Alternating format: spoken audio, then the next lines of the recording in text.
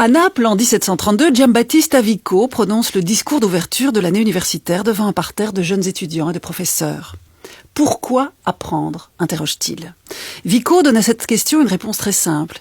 Il s'agit d'apprendre ni pour s'enrichir, ni pour se glorifier de ses connaissances, ni même pour devenir sage ou docte ou savant, non.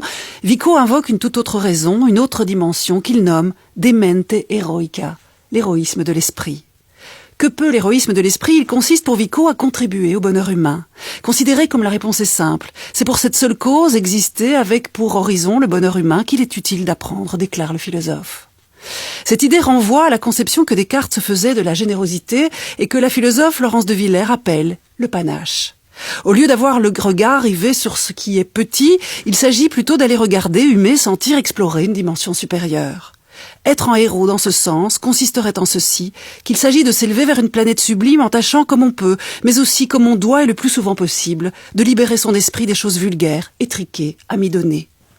Un proverbe chinois ne dit pas autre chose lorsqu'il énonce que là où le sage regarde la lune, l'idiot regarde son doigt. Amoureux des philosophes de l'Antiquité, Vico concluait son discours de 1732 avec panache lui aussi, arguant que le monde est heureusement encore jeune et qu'il reste donc à la jeunesse beaucoup à apprendre tous les jours, heureusement. Et pour cela, pour nous élever au-dessus des valeurs du commerce, de la gloire ou d'une sagesse inerte, Vico préconise de cultiver un point de vue généreux, compétent, ouvert, qui fait le tour du monde par les savoirs, mais toujours et exclusivement avec comme visée le bonheur humain. Disparu il y a quelques mois, Michel Serres était lui aussi un penseur ouvert aux dimensions encyclopédiques du savoir.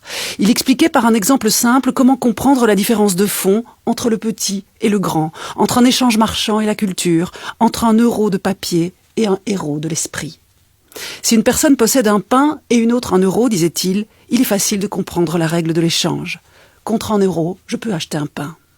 Mais supposons, dit Michel Serres, qu'une personne connaisse le théorème de Pythagore ou un sonnet de Verlaine et qu'une autre ne possède rien. Que se passe-t-il? Il se passe qu'en transmettant le théorème de Pythagore et le sonnet de Verlaine à celui qui n'a rien, au bout de cet échange, celui qui savait a gardé ce qu'il possédait et celui à qui ce savoir a été transmis a reçu quelque chose qu'il ignorait. Dans le premier cas, dit Serres, il y a équilibre, c'est la marchandise. Dans le second, il y a un accroissement, et c'est la culture. Avec l'été qui s'éteint, le rythme des journées qui accélère et le temps pour penser qui diminue, c'est peut-être le seul défi héroïque que nous ayons à relever pour être des héros de l'existence quotidienne que celui qui consiste à répondre de manière pratique à la question « Comment croître ? Comment grandir ?» non pas en revenus ou en capital, mais en culture, en bonheur et en humanité.